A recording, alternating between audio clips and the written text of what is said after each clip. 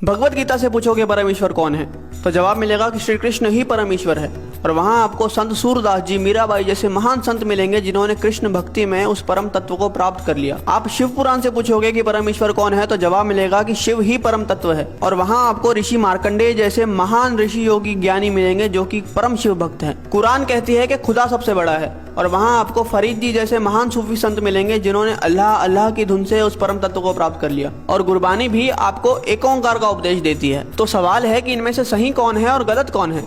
और जवाब है कि इनमें से सही तो सारे हैं, लेकिन गलत वो इंसान है जो इनमें से किसी एक पथ पे चलते हुए बाकियों का अनादर करता है, अपमान करता है। इसीलिए कबीर जी ने कहा था कि कबीरा कुआं एक है, यानी कि वो जो परमात्मा है वो एक विशाल कुएं की तरह है और पानी भरे अनेक, यानी कि हम और आप अलग अलग नामों से, अलग अलग स्वरूपों से उस भगवान को पुकारते हैं। लेकिन आगे कबीर जी कहते हैं कि भांडे ही में भेद है और पानी सब में एक। मतलब जो भांडा है यानी कि हम, भेद तो यहाँ पे है, क्योंकि आप इंसान को तो अलग कर सकते हो लेकिन भगवान को कभी बांटा नहीं जा सकता। अब प्याला चाहे सोने का हो या पीतल का, उसके अंदर जो पानी है वो तो अंत में प्यास ही बुझाएगा।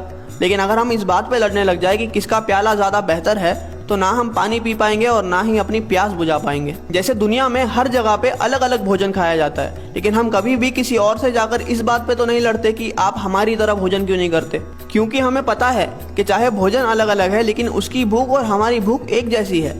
हो सकता है कि वो ब्रेड खाकर अपनी भूख मिटा रहा है और हम रोटी खाकर, लेकिन उसका असर जो हमारी बॉडी पे होगा वो एक जैसा ही होगा। इसलिए हमारी पेट की भूख तो मिट जाती है लेकिन हमारी परमार्थ की भूख कभी मिट ही नहीं पाती। हम लड़ने में इतने बिजी है कि हमें खाने की, यानी कि उस भक्ति को अनुभव करने की फुर्सत ही नहीं है। कबीरा कुआं एक है और पानी भरे अनेक, भांडे ही में भेद है, पानी सब में एक।